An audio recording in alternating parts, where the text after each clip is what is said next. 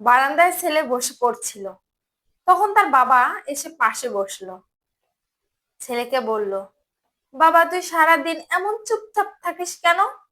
ছেলে বলল, কেন বাবা, আমি কথা বলি তো। বাবা, তোকে অযথা এত বকাঝকা করি অথচ তুই কিছু বলিস না, প্রতিবাদ করে কিছুই তো বলিস না। ছেলে বলল, কেন বাবা, আমি তো প্রতিবাদ করি। বাবা, কই করিস? আমি যে দেখি না। ছেলে বলল, কেন বাবা, তুমি বকা দিলে আমি টয়লেটে যাই। বাবা বলল, টয়লেটে গেলে কি রাগ কমে?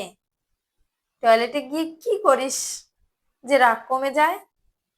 ছেলে বলল, টয়লেট ব্রাশ করি। বাবা বলল, টয়লেট ব্রাশ করলে কি রাগ কমে? ছেলে, কেন, আমি তোমার ব্রাশ দিয়ে টয়লেট ব্রাশ করি, যেটা দিয়ে তুমি দাঁত ব্রাশ করো।